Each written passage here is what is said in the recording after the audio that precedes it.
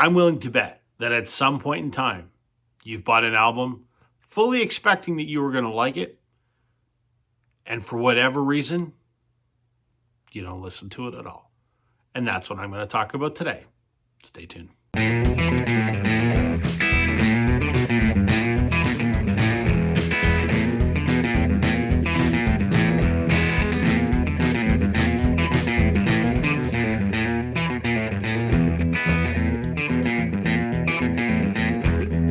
Hey everybody, welcome to Northern Revolutions. I'm Rob. Welcome back if you're returning. Welcome if you're new. We're talking about albums that we own that we don't listen to for one reason or another. I generally don't do a lot of blind buys, generally.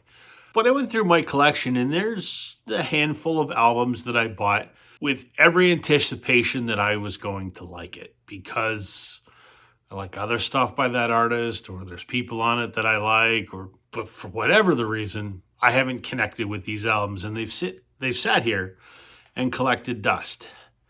And I think what I need to do is give these another chance, like sit down with them, undistracted, give them my undivided attention, really make a call whether I need them or not, because I haven't connected with them, but I think I should. So I'm going to talk about the ones that for whatever reason, have missed the mark. Starting off with a band I really enjoyed, Dawes. This is their 2022 release, Misadventures of Doomscroller. I like Dawes a lot. They're a rock band from California. They're sort of that Laurel Canyon indie kind of sound. Their album, Nothing Is Wrong, I've talked about many times, is one of my favorite albums of all time. I have 2 different copies of it, listen to it a lot. Good Luck with Whatever, I think, is a fantastic record. I like their stuff. This came out in 2022, and it just never did it for me. Maybe it's not as digestible initially, I think, as some of the earlier stuff. It's a little more of a musical exploration, I guess. I think at least that's the notion that's in my head. This copy's autographed. You can hardly see it, but there are autographs on there in black. And this is kind of like a sort of pink marble kind of thing. I'm going to spin this and give it another shot because I really like Dawes, but this album I just never connected with. Okay, the next one, I'm not going to lie, I bought for a song. Literally, one song. Ben Folds 5. Whatever and Ever Amen. Came out in 1997. I remember the big hit off here was Brick. I remember it played on Much Music all the time, like our Canadian MTV. You know, it was a piano-driven song. Ben Folds is a piano player. And it was just kind of it was something a little different because, you know, in the late 90s, there wasn't a lot of piano-driven music. Kind of had almost cabaret is not the right word, but it had some kind of a lounge feel to it, but it was still a kind of an up-tempo song. I really loved it. So when I saw this in one of my local record stores, you know, a year ago, I picked it up because I hadn't seen it on vinyl before and I liked the song Brick. And I thought, I'm intrigued by that Ben Folds piano, drum, bass, jazz pop. I don't know how you want to call it.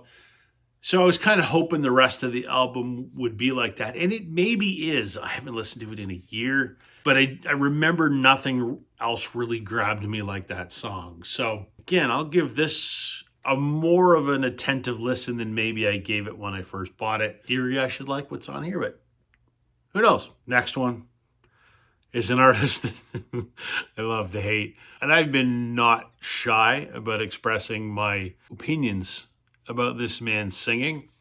Respect him as a songwriter. I've made many colorful analogies about his singing. That's Bob Dylan. Never know which way to hold it. Technically, the album's supposed to be this way, but the artwork is this way, so we'll hold it this way. Blonde on Blonde. Why did I buy a Bob Dylan record when I've been fairly outspoken that I don't like Bob Dylan? First off, I didn't buy it. I won this 2 years ago. I won Concert Buddies contest. It was a Vinyl Me Please subscription. So this is one of the albums I picked. Why? Well, I thought if I'm going to get into Dylan, let's start with something I don't have to pay for. And I know that this album is highly regarded. And according to the liner notes, this is the third album in his rock trilogy, I guess. I'm not familiar with his discography enough to comment on that. But, this was after he went electric, so I thought, okay, maybe. And the other thing that really swayed me, his guitar player on this album is Robbie Robertson from the band. Although in this album, he's credited as Jamie Robertson because his name is actually Jamie Robbie Robertson. I'm a huge Robbie Robertson fan, and I love the band. So I thought, okay, it's an Electric Dylan album with Robbie Robertson on it. It's rock-ish. I'll give it a shot. Found it boring, is my interpretation. Wrong? Almost certainly, because he's so highly, highly regarded. Again, I don't doubt his songwriting. He's written some amazing songs, and a bunch of artists that I love have covered them. I just can't get past his voice. I love his son, Jakob Dylan. I love the Wallflowers. I just can't get into Bob. Even the stuff that he did with the band doesn't excite me very much. But I'm going to try this again. I know other folks say this is not the place to start with Dylan. Fair point, but to me it sounded logical. So we'll give it another spin. This is one I sort of took a gamble on. This is a band called Attack in Black. Curve of the Earth. This is an album from 2018. It seems to me the album came out much earlier than that, and it was probably just released on vinyl in 2018. That sounds reasonable. So I don't know any Attack in Black. But the frontman of Attack in Black is a guy named Daniel Romano. And I've seen Daniel Romano in concert, and I've talked about him. He's a really interesting guy. He's from Welland, Ontario, not too far from where I am, a couple hours away. And he's kind of a musical chameleon. Now, when I saw him, he was in his country phase. Think Hank Williams Sr., that kind of, there's a tear in my beer, that kind of 50s kind of country. And he, had the nudie suit on and all that. And it was flipping terrible. It was. And I have one of his country albums, but that's kind of for nostalgic laughs more than anything else. But then after he left his country phase, he put out an album called Mosey, and he's done some rock records. And so this is the band that Daniel was in before his country phase. And I had heard good things about Attack in Black. They're sort of, so I'm led to believe, kind of a garage rock kind of thing, I guess. So I saw this. This was a Canadian Record Store Day release. I didn't buy it on Record Store Day years ago, and I saw it. It was in a discount bin. I think I picked it up for like $10 because I thought, all right, I'm intrigued. Let's hear what Attack in Black is all about. And I just remember being underwhelmed and went, that's not what I was expecting. But again, can I tell you what it sounds like? No, I can't, because it's probably been 4 years since I listened to it. So let's put her on the turntable and see what happens. Okay. This is an album that I bought because I liked some of their later stuff. This is Soul Asylum, and this is Hang Time, which came out in, I don't know when. Doesn't seem to be a copyright date on here, so I don't know. 1988. I don't know anything off this record, but I bought this because it was at my local record store, and it was in a clearance bin, and it was $5, something like that. And I love Grave Dancers Union, which was a couple albums after this. Love that album. And I love the album after that had Misery on it, and the name of that album escapes me. I really like both those records. I thought, I'll try some earlier Soul Asylum. And I remember when I listened to this, it sort of, to me, felt much less accomplished, maybe less polished.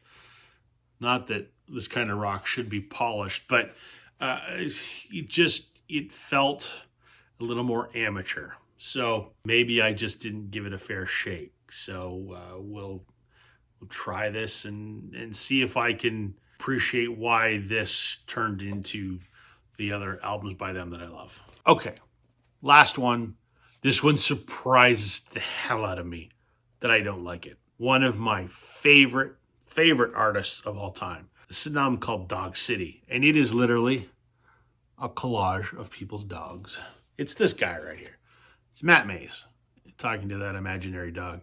Matt Mays is a rocker from the east coast of Canada who I've met. I've seen countless times. I'm a huge Matt Mays fan. This was an album that he recorded in the pandemic, and it is a concept album.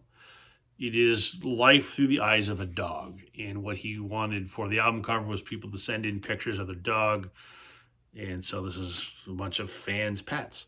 And it's not Matt Mays. I mean, it is, but it's not what you want Matt Mays to sound like. Do I even remember what it sounds like? No. I just remember the first time I put it on, I went, this sucks. And this is his most recent album. So, 2020. He's due for another one. Massive fan. So it kills me that I don't like this record.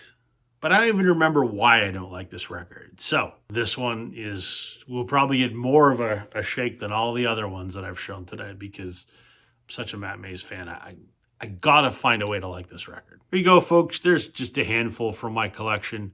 Thankfully, I don't have a lot that don't get listened to regularly, but these ones don't get listened to at all. So I'm going to listen to them over the next couple weeks. I'll probably report back for a follow-up video once I've done all of these, and I'll report back on, was I right? Was I wrong? What changed? Who knows? Let's give them a shot, though. I bought them for a reason.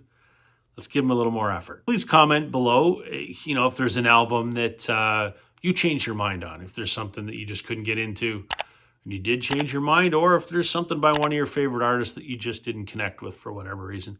I'm curious to find out. That is everything for me today, everybody. Thank you for watching. We'll catch you on the flip side.